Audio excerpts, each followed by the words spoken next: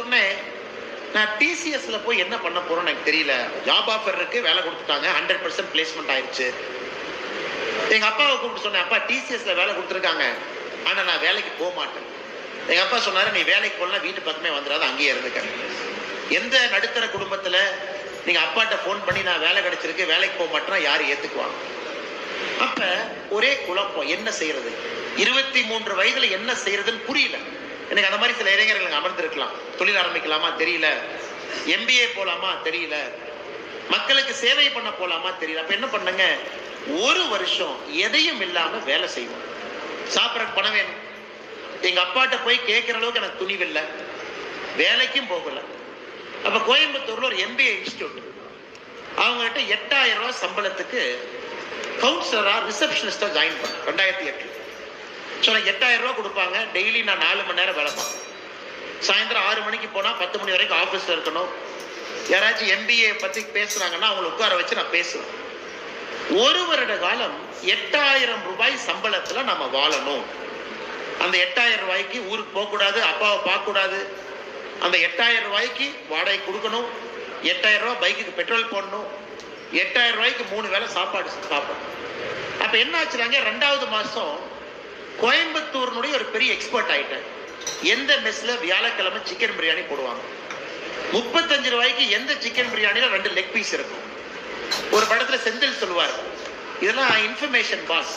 எந்த புளியோதரை எந்த கோயில்ல போடுவாங்க, எந்த சக்கரை பொங்கல் எந்த கோயில்ல போடுவாங்கன்னு ஒரு படத்துல பாத்தீங்கன்னா அந்த செந்தில் மாதிரி கொஞ்ச நாளைக்கு நான் இருந்தேன். ஏன்னா இருக்கிற பணத்தை கச்சிதமா செலவு பண்ணணும். எந்த மெஸ்ல ஃபுல் மீல் சாப்பிட்டா சாயந்தரம் சாப்பாடு தேவையில்லை, எந்த இதுல நைட்டு சாப்பிட்டா காலையில பிரேக்ஃபாஸ்ட் தேவையில்லை. 8000 ரூபாய் மேனேஜ் பண்ணணும். அந்த ஒரு வருடம் என்னுடைய வாழ்க்கையினுடைய மிகச்சிறந்த வருடம்.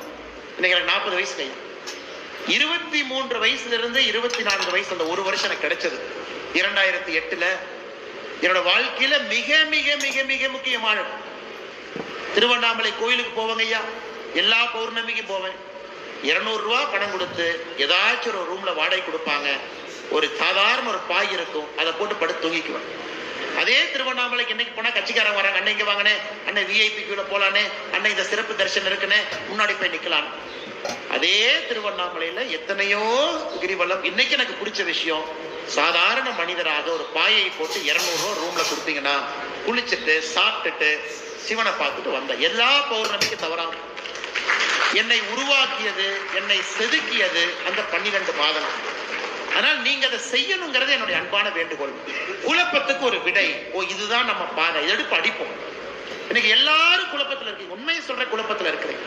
சினிமா மோகம், மாயை, சமூக வலைத்தளம், எதை பார்த்தாலும் உடனே நமக்கு பணக்காரன் ஆகணும்னு தோணும், எதை பார்த்தாலும் உடனே சாதிக்கணும்னு தோணும். அட்டென்ஷன் எதிர்பார்க்கும். நான் இடத்துக்கு போனா அண்ணே வணக்கம் சொன்னாதான் நமக்கு ஒரு சந்தோஷம். வணக்கம் சொல்லலாம், ஏன் நம்மளை மதிக்கலையாட்டிருக்குன்னு இளைஞர்களுக்குள்ளேயே ஒரு கௌரவ குறைச்சல் வருது. அந்த ஈகோவை உடைக்கணும். நம்ம ஒண்ணும் இல்லை, நம்ம இறந்த பிறகு புழுக்களாக இந்த மண்ணில போக போறோம், நம்மளை எல்லாம் மறந்துடுவாங்க. வாழ்ற வரைக்கும் தான் இந்த ஜிப்பா கிப்பா எல்லாம் போட்டுக்கிட்டு இந்த பந்தாலாம் ஒரு 40 வருஷம் தான் அப்படிங்கிறது புரிஞ்சாதான் வாழ்க்கை நமக்கு ஆரம்பமாகும். அன்பு சொந்தங்கள், அதனால குறிப்பாக இந்த அறக்கட்டளை ஆரம்பிக்கின்ற நாள்ல இளைஞர் பட்டாளத்துக்கு நீங்க உண்மையான சேவை செய்ய வேண்டும் என்று நினைத்தால் நீங்கள் யார் என்பதை நீங்கள் புரிந்து கொள்ள வேண்டும். நீங்க யாருன்னு எப்ப புரிஞ்சுக்குவீங்கன்னா, நீங்க இருக்கிற இடத்துல இருந்து நகர்ந்தால் மட்டும்தான் உங்களுக்கு தெரியும். ஏன்னா இருக்கிற இடம் எப்படி, நண்பர்கள் ஜாஸ்தி, மாப்பிள்ள வா போலாம், பைக் ஸ்டார்ட் பண்ணு, வா இங்க போலாம், இந்த ஹோட்டலுக்கு போலாம், இங்க போனா இந்த மெஸ்ல சாப்பிடலாம், வா மாப்பிள்ள இந்த படம் ரிலீஸ் ஆயிடுச்சு பார்க்கலாம். ஒரு தமிழ்நாட்டு இளைஞர்களை பொறுத்த வரைக்கும் என்ன, ஒரு ஹீரோவையும் அந்த படத்தை 100 கோடி ரூபாய் ஓட்டறக்கா நாம இருக்கும். அவன் படம் ரிலீஸ் பண்ணோடனே 100 கோடி ரூபாய் அவன் படத்துல வசூல் பண்றதுக்கு இளைஞர்கள் நாம இருக்கமா? முதல் நாள் முதல் ஷோல 450 ரூபாய்க்கு டிக்கெட் வாங்கி, அவன் பாப்கார்ன் 300 ரூபாய்க்கு வாங்கி, காஃபியை 150 ரூபாய்க்கு குடிச்சு ஒரு படத்தை பார்த்து வெளியே வந்தீங்கன்னா 1000 ரூபாய் பாக்கெட்ல இருந்து ஆட்டை போட்டுறாங்க. நம்ம தெரியாம தான் கேட்கறோம். இது நமக்கு இன்னைக்கு ஒரு சந்தோஷமா இருக்கு. அப்புறம் இன்ஸ்டாகிராம திறந்தாவே நமக்கே ரொம்ப சங்கடமா இருக்கு.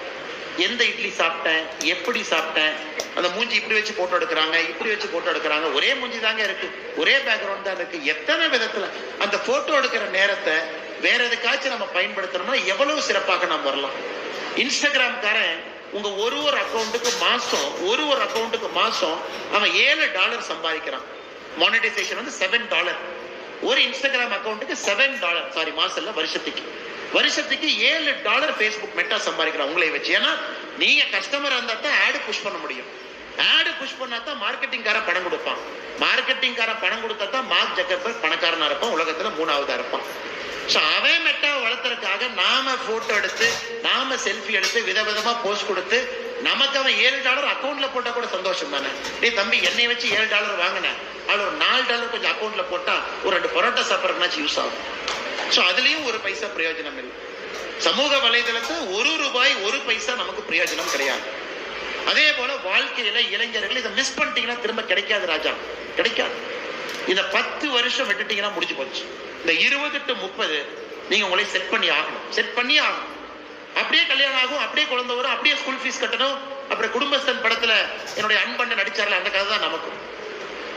என்னன்னா மாசம் பட்ஜெட்டை போட்டு கேபிள் பில்லை கட்டி இவனுங்க விற்கிற விலைவாசிக்கு வாங்கி கரண்டை ஏத்துற இந்த கரண்ட் பில்லை கட்டி எங்கன்னா வாங்குறது பட்ஜெட் போட்டு தான் வாழணும். அதனால் சொந்தங்கள் இன்னைக்கு இந்த அறக்கட்டளையில சேவைன்னு வந்திருக்கவங்களுக்கு